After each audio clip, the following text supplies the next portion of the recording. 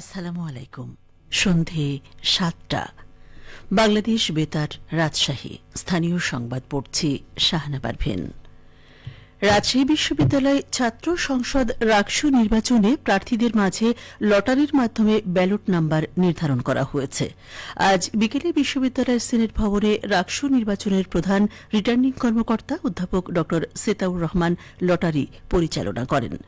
অনুষ্ঠানে লটারির মাধ্যমে রাকসু নির্বাচনে প্রতিদ্বন্দ্বিতাকারী 248 জন প্রার্থী এবং সিনেটে ছাত্র প্রতিনিধি পদে 58 জন প্রার্থীর ব্যালট নাম্বার নির্ধারণ করা হয়। এছাড়া বিশ্ববিদ্যালয়ের 17টি আবাসিক হল সংসদ নির্বাচনেও 600 জন প্রার্থীর জন্য একই পদ্ধতিতে ব্যালট নাম্বার নির্ধারণ করেন নিজ নিজ রিটার্নিং কর্মকর্তারা। আগামী 25 সেপ্টেম্বর রাকসু নির্বাচনের ভোট গ্রহণ ও ফলাফল ঘোষণা করা হবে। নির্বাচনে মোট ভোটার 28,905 জন। রাজশাহী সিটি কর্পোরেশনের আয়োজনে জাতীয় টাইফয়েড টিকাদান ক্যাম্পেইন উপলক্ষে অ্যাডভোকেসি সভা অনুষ্ঠিত হয়েছে। আজ দুপুরে নগর ভবনের সিটি হল সভাকক্ষে এ সভা অনুষ্ঠিত হয়। সভায় সভাপতিত্ব করেন রাসিকের প্রধান নির্বাহী কর্মকর্তা মোহাম্মদ রেজাউল করিম। সভাপতির বক্তব্যে জাতীয় টাইফয়েড টিকাদান ক্যাম্পেইন সফল করতে সকলের সহযোগিতা কামনা করেন তিনি।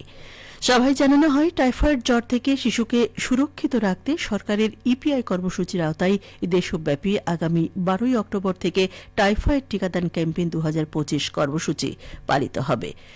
জাতীয় কর্মসূচির অংশ হিসেবে রাজশাহী মহানগরীতে আগামী 12 অক্টোবর হতে 30 অক্টোবর পর্যন্ত শিক্ষা প্রতিষ্ঠান পর্যায়ে ও কমিউনিটি পর্যায়ে 1 নভেম্বর হতে 13 নভেম্বর পর্যন্ত এ কার্যক্রম বাস্তবায়ন করবে রাজশাহী সিটি কর্পোরেশন। শিক্ষা প্রতিষ্ঠান পর্যায়ে 278টি কেন্দ্র ও কমিউনিটি পর্যায়ে 240টি কেন্দ্রে এই ক্যাম্পেইন পরিচালিত হবে। এই ক্যাম্পেইনের আওতায় শিক্ষা প্রতিষ্ঠান ও কমিউনিটি পর্যায়ে 1,35,127 জন শিশুকে টিকা প্রদানের লক্ষ্যমাত্রা নির্ধারণ করা হয়েছে।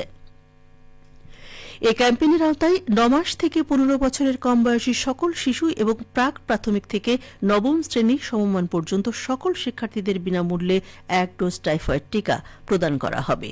এই টিকা পেতে জন্ম নিবন্ধন সনদের তথ্য দিয়ে নির্ধারিত ওয়েবসাইটে নিবন্ধন করতে হবে। সভায় স্বাস্থ্য বিভাগের কর্মকর্তা সহ বিভিন্ন শিক্ষা প্রতিষ্ঠানের শিক্ষক, রাসিকের বিভাগীয় প্রধানগণ ও সকল ওয়ার্ডের সচিবগণ উপস্থিত ছিলেন। চাঁপাইনবাবগঞ্জ জেলা আইনজীবী সমিতির উদ্যোগে বাংলাদেশ সুপ্রিম কোর্ট হাইকোর্ট বিভাগের বিচারপতি সর্দার মোহাম্মদ রাশেদ জাহাঙ্গীর এবং বিচারপতি মাহমুদ হাসানকে সংবর্ধনা দেওয়া হয়েছে। আজ জেলা আইনজীবী সমিতি ভবনে জেলা আইনজীবী সমিতির সভাপতি মোহাম্মদ ইসাহাক আলীর সভাপতিত্বে সংবর্ধনা অনুষ্ঠিত হয়। সংবর্ধনা অনুষ্ঠানে স্বাগত বক্তব্য রাখেন জেলা ও দায়রা জজ আদালতের বিচারক মোহাম্মদ মিজানুর রহমান, নারী ও শিশু নির্যাতন দমন ট্রাইব্যুনালের বিচারক মোহাম্মদ খন্দকার হায়দার আলী। অনুষ্ঠানে বিচারপতি সর্দার মোহাম্মদ রাশেদ জাহাঙ্গীর বলেন, ন্যায় বিচার প্রতিষ্ঠা, আইনের শাসন ও পেশাজীবী আইনজীবীদের ভূমিকা অপরিসীম। তিনি বার ও বেঞ্চের সম্পর্ক সুদৃঢ় করার উপর গুরুত্ব আরোপ করেন এবং বিচারক ও আইনজীবীদের প্রতি আহ্বান জানান যাতে বিচার প্রার্থীরা ন্যায় বিচার থেকে বঞ্চিত না হয়।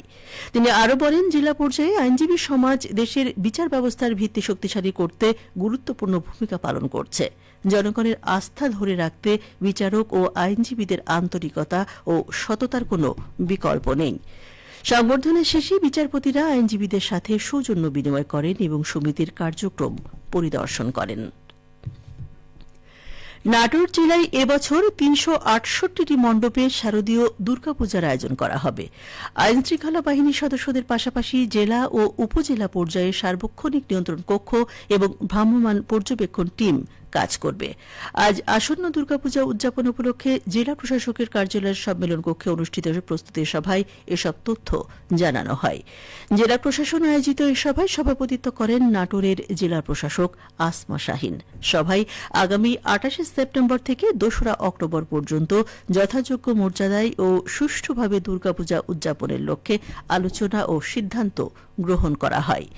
এ সময় প্রত্যেক মণ্ডপে শান্তি শৃঙ্খলা সমুন্নত রাখতে মণ্ডপের নিজস্ব নিরাপত্তা কর্মী নিয়োগ, পুলিশ ও আনসার বাহিনীর সহযোগে নিরাপত্তা নিশ্চিত করা, প্রত্যেক মণ্ডপে সিসিটিভি স্থাপনের সিদ্ধান্ত গ্রহণ করা হয়। একটি ঘোষণা, মাগরিব নামাজের আজান প্রচারের সুবিধার্থে আগামীকাল থেকে বাংলাদেশ বেতার রাজশাহীর সন্ধে 6:05 স্থানীয় ইংরেজি সংবাদ সন্ধে 5:45 প্রচারিত হবে। সবশেষে আবহাওয়া। আজ রাজশাহীতে সর্বোচ্চ তাপমাত্রা ছিল 29 ডিগ্রি এবং সর্বনিম্ন 26.4 ডিগ্রি সেলসিয়াস। সন্ধ্যে 6টায় বাতাসে আপেক্ষিক আর্দ্রতার পরিমাণ ছিল 92%। রাজশাহী ও পার্শ্ববর্তী এলাকায় আগামীকাল সূর্যোদয় ভোর 5:51। সংবাদ শেষ হল। আমাদের পরবর্তী স্থানীয় সংবাদ প্রচারিত হবে আগামীকাল সকাল 8:10।